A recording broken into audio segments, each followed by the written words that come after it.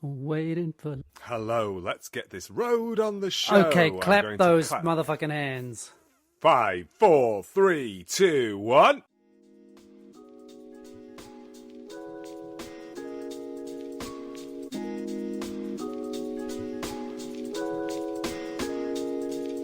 This is a podcast in which two friends talk about the pleasures, absurdities, and imperfections of being human. I'm Simon Ellis. And I'm Lee Miller. Welcome to Midlifing.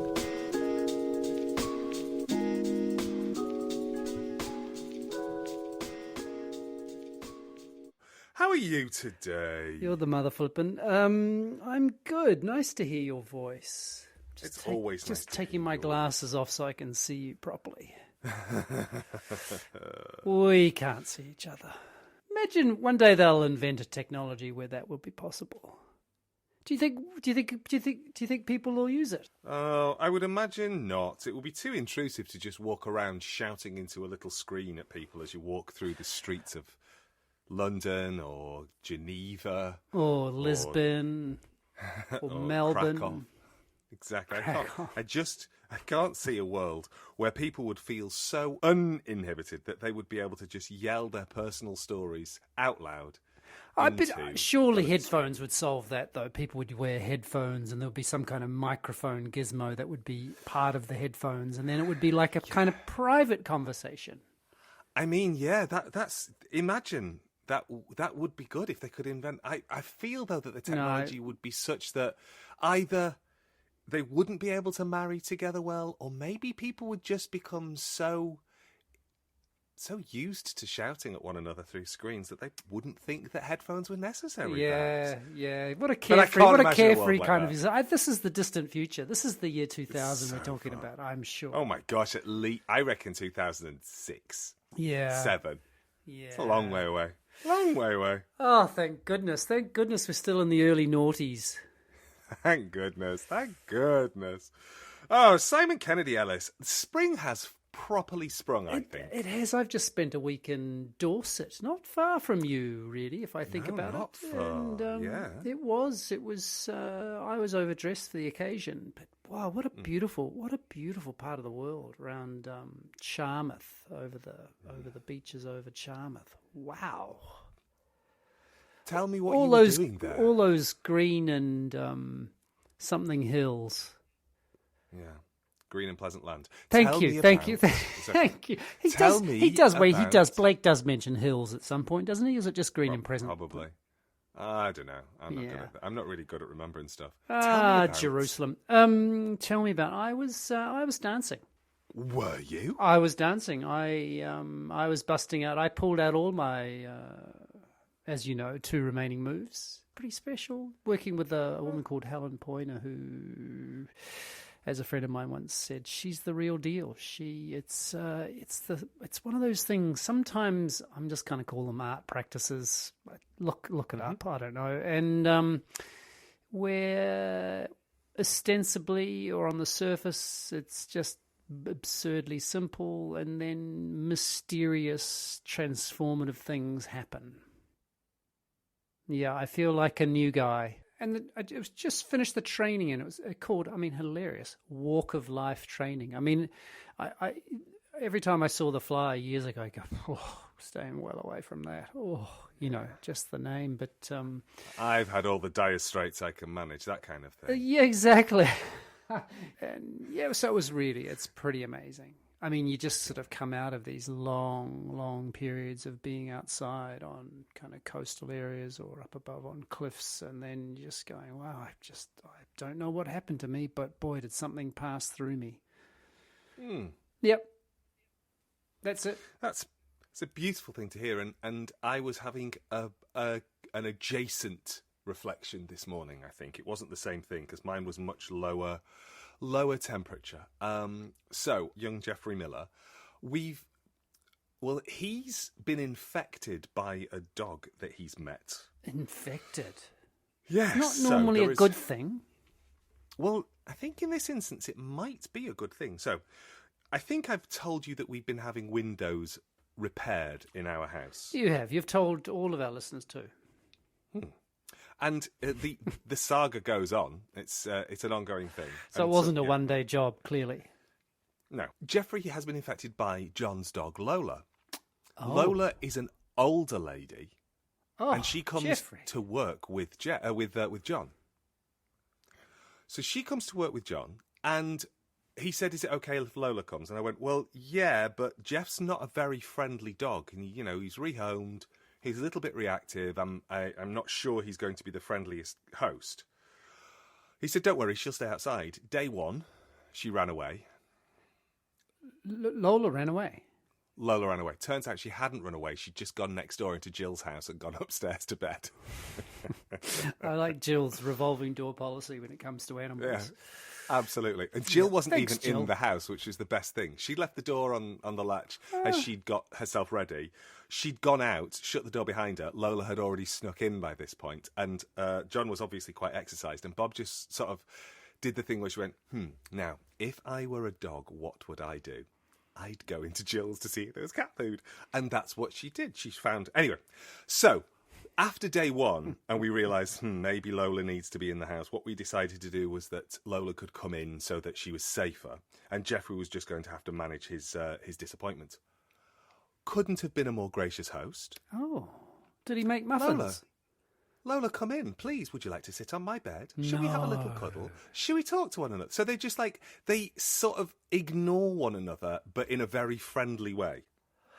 Jeffrey. I know, and they occupy the same space. But I was working from home for a couple of days, and Jeff needs his middle of the day wee, and I said, would Lola like to come for a wee? Yes, that would be great. Out we go with Lola, and Lola is very slow. Oh, Not like because old she's dog elderly. slow? No. No. I am going to sniff this. Jeffrey, why are you rushing? Come back here and sniff this. And so the two of them were sniffing things together. And since then, Jeffrey has been much more, hang about, we can't rush. He's got to do this. Oh, I love it. He's like becoming a more mindful dog. He is so much more mindful. And on our walks, he is being very, I must sniff this for about 15 minutes. I mean, I'm exaggerating, but seriously, this morning he stood still, sniffing one patch, and I counted I didn't count, I put a timer on, for 3 minutes and 42 seconds. He just stopped and sniffed and sniffed. He was like, this is brilliant. It was a little reverie. He is stopping and smelling the roses. I mean, it's really wow. He's going to start levitating soon, isn't he? I think so. Well, while he was doing that, I have been practicing looking up. Because I forget that I live in Totnes, which when I walk Jeff, often we go towards the river. So I'm at the bottom of Totnes, and we are surrounded by hills. And if I just lift my gaze, I can just see these beautiful vistas all the way around, like 360 degrees of beauty. And so I've been doing that. And me and Jeff have been coming home going, oh, should we have some toast? What a lovely time we've had. Oh, toast. It's like enlightenment on toast. I'm loving the sound of it. So a little bit like your sojourn with Helen Poynor, although mine is much more, I think, literally pedestrian than yours. I'm pretty. It's this is as she says, non-stylized movement. Not a lot of style going on in my movement. Very pedestrian, but boy, do things go on. Anyway, I love that, Jeffrey. Yeah. Simon, Lynn, Yeah. all of us. So listen, stopping and sniffing the roses. Yeah, exactly. I have a conundrum, a moral conundrum.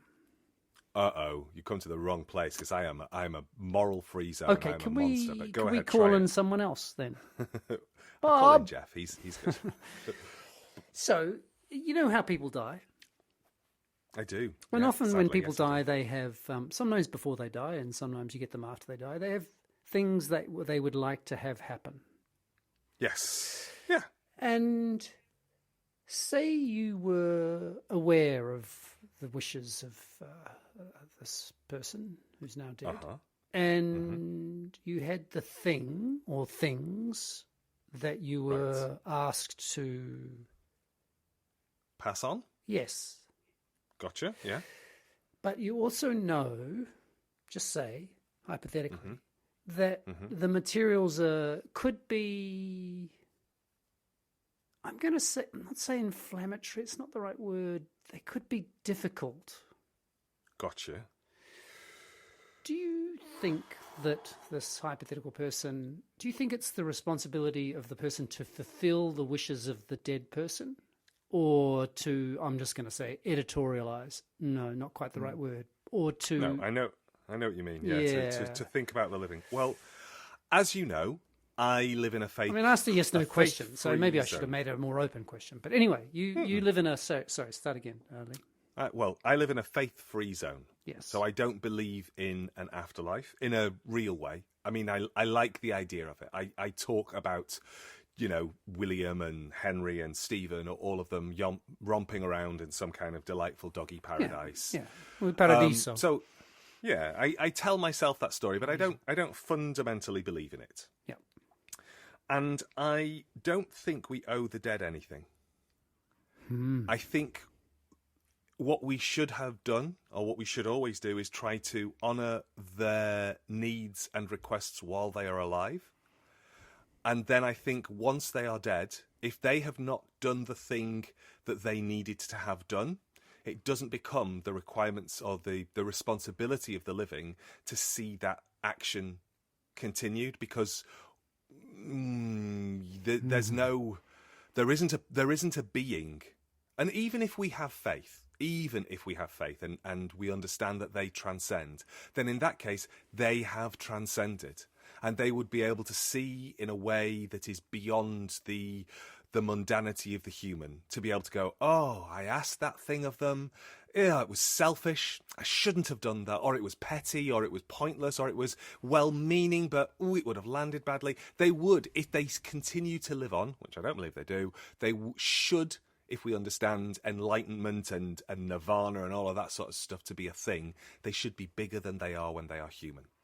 So I think my perspective is we owe the dead nothing and we owe the living everything. So that means... Go on. It is not about an editorialization. It is not about a decision that is being made. It is about a conversation that has to be had. But that can no longer happen. No, not with the dead person, but with the, let's say, and I'm extrapolating here, let's say a partner... I'm extrapolating and deliberately choosing people who are alive. Let's say a partner says, I would like you to give these letters to my siblings. Yes. And you know that the partner is saying, you did me wrong. In the letters. In the letters. In the letters. Yeah. Yeah, because you've got a sense of the... because it was you didn't read it, but you've been told that. My feeling is that you owe the partner nothing, because you will have done everything that you can, I assume, while they were alive, to say, hey, kiddo, don't you think you should have a chat with Charlie? Don't you think it would be just better for Charlie to know how you feel, because maybe you can move past this? No, I don't want that to happen. This is a bombshell that should be dropped after I can no longer deal with it. Okay, cool, sweetheart. I love you. I will do that. Go gently into the good night. Kiss, kiss, kiss. I know that's a That's pretty much how it's going to go down for you, isn't it? Yeah, exactly. And then I think what you have to do is, it depends what your relationship is like with the sib. Either you sit them down and go, Charlie, kiddo, she wrote some shitty stuff that, is here, you can have it. I don't think you need to read it, because she was in a weird place and I love her. But, mate, she was working shit out. Or put it in the bin. Or put it in the bin. Because what's Charlie going to learn from it? Because Charlie can't change her behaviour to the partner. Because partner's dead. You know what I mean? Okay, so... Yeah. There we go. I told you I was a moral-free zone. No, I don't think that's moral. I don't think that's free of morals. I think it's, harking back to last week, it's quite clear. Oh, are you calling me binary in my thinking? What? Oh, Lee Binary Miller. It's because I think there's also some grey zones. So, one grey zone might be in the case of your partner, that they had desired to, and then effectively, lost their memory, or things where, where there was a kind of a grey zone where they'd hoped to, and then it didn't quite get to it. So there's that part of it. So it's not, the kind of line between did or didn't is grayer. Fluffy. Yeah, fluffy. And then there's also the uncertainty about these letters for the siblings in your case, and the effect of them. The effect might not be wholly, let's say, negative. Yeah. And as you were saying, you could say what was the two options? You could bin them, or you could, what was the other one? Well, you can say there's some tricky stuff here. She wanted you to have it. I'm happy to share it with you, but I want you to know that it can't change anything. So it's up to you. Basically give them the option. You give them the option. Yeah. And I think, to be honest, if I was to really sit with it, that's my preferred space, to just kind of go, this isn't really my choice to make, but I'm not just going to blindly put them in the post box and let them land like a sack of shit on somebody's doorstep one day. I would have to prepare that person, because I owe more to the living than I do to the dead. Yeah, even if I don't like the living. Or even if you don't like the dead. I like... Yeah. I think it's really interesting, that statement, owe more to the living than to the dead, because I wholeheartedly agree. And when I say wholeheartedly, I mean like a certain part of it. partially hearted just doesn't have the same ring. I half-heartedly agree. Not even half. Like quarter-heartedly. I do wholeheartedly agree. And there's, of course, you can feel my butt coming. Oh God, yeah. From a long way away. Here comes my butt. I can see your butt backing up on me. Beep, beep, beep. Go ahead, butt me. And that is, I can't say it other than the feeling I have, because I agree. It's like I agree in theory. Yeah. And then the practice is, yes, I think, I don't know what the weighting between the living and the dead might be, but, definitely it's weighted towards the living. But then I just have this sort of something about respect, about care, about the memory of, there's a weird thing there for me, which I think slightly, it's not quite the right word, but I'm going to say it's like romantic, or, I don't know how to describe it. Do you kind of get what I'm hinting at? That there's something else going on there, which is a little bit more, I'll just say, of the spirit in relation to the dead. Yeah, I think I've talked in the past about the fact that my dad, for a man who was born in the 1940s, the early 1940s, he is very emotionally intelligent, and he is emotional, and he is. I've told you before. He tells me he loves me. That's never been a conflicted sort of thing that bumps into his masculinity. But what he is not, and has never been, is sentimental. Yes. And I think because I have been brought up by a man who is emotional but not sentimental. So his dad died when he was in his late 80s. Got cancer, went really quickly. Had lung cancer, died within 3 weeks of diagnosis. He knew he was dying. My dad spent time with him. They didn't have a particularly close relationship. They were not in and out of one another's lives, but they weren't estranged. It was very, as you would expect from a man who was born in 1898 and another man who was born in 1941. There was a froidure, there was a coldness. Would you say a froidure? Froidure. It sounds, yeah. Okay. So, there was a coldness that was kind of, there was a Victorian, there was a Victorian fatherliness to him. Yeah. To his dad. It's amazing. You don't have to just one generation there. You don't have to go, 2 generations from you, and you're back in the 1800s so quick. I know, it's crazy, isn't it? My granddad was born in 1898. Yeah. And it's like, what the? Yeah, but my dad was the 6th of 7. So, he was young in his family.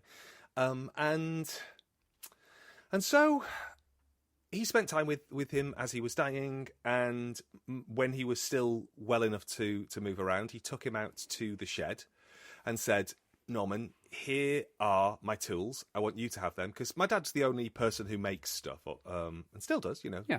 And my dad has done a version of this with me. He said, I want you to have these tools. And my granddad was a wheelwright, so he had some like really old things. You know what a wheelwright is, right? Yeah. I mean, no? Not a clue. I mean, I guess someone who fixes wheels. But but wooden wheels, so cartwheels. Yeah. So he was, exactly. I mean, so he turned his hand to other.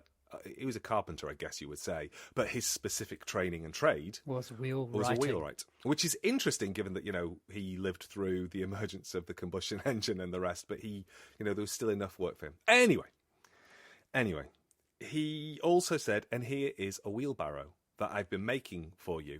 And so my granddad took my dad into the shed and said, here are my tools, there's the project, this is how you finish it. And he took him through finishing it. And then when he died, his youngest sister said, oh no, Daddy said that was mine. And the entire family knew that this was from my dad. And my dad just went, okay, cool.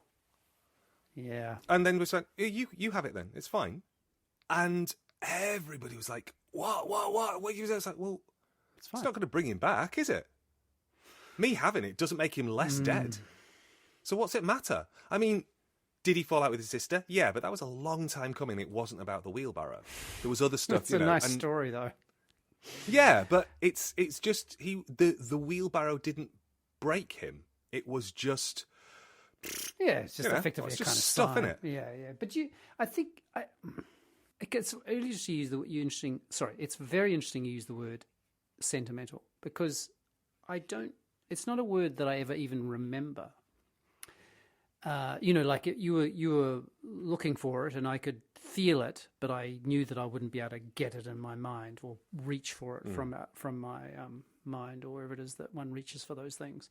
And I think I do. I'm going to say suffer from sentimentality. Like, I think it's quite close. But I think I was also trying to describe something that wasn't about sentimentality, that there's something else there, and that's why I said something of the spirit or the kind of respect, which isn't necessarily about sentimentality. So there's kind of degrees there, and I'm trying to...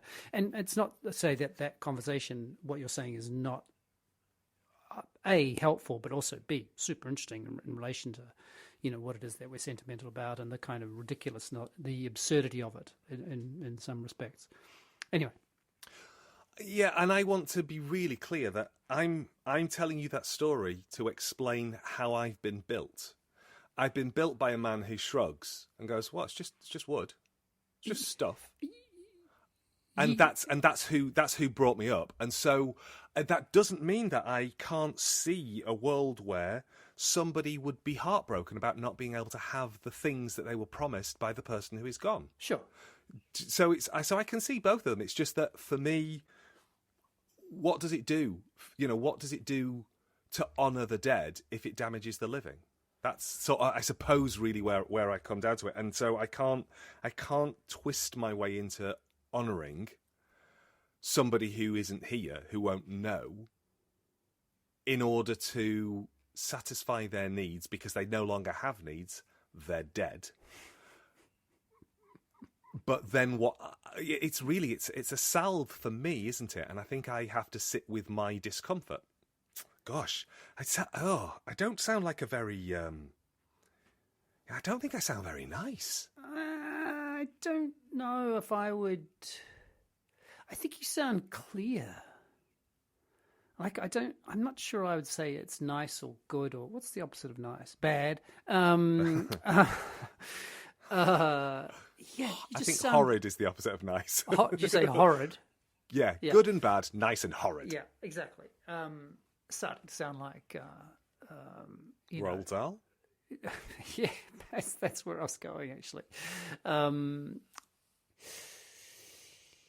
Yeah, but it's, it just comes back to these differences between you and me in a way, is that the kind of that sort of clarity where I just have so much kind of ambiguities, or not ambiguities, ambivalences in such things, because I can really see what you're saying, but I just know it doesn't feel quite where I sit, but I don't, it's not, and it's not even that I disagree with you, it's not that. But strong. Isn't that what you have?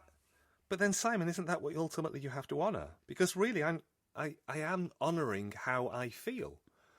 I am feeling that this person who is dead has asked me to do something, and I don't want to do it. I get it. I haven't asked you in the abstract, meaning, let's just talk about this hypothetically, in the sense that, I figured that. And yeah, obviously. But I'm also, it's by that I'm saying, by saying it's not in the abstract, I'm genuinely unsure. So it's not because I think I know what it is that I'm going to do, or that I should do, or this person should do, hypothetically. Damn, I think I might have blown my cover then. So I think this conversation is very helpful, has been very helpful, and I don't know what I'm going to do. I mean, I don't know what this person's going to do. Yeah, well, I wonder if we get to a point in the future where that person, they, might want to tell us. Maybe they'll send us an email. Yeah, info at midlifing.net, motherfuckers. Hey, see ya. See you, darling. Bye.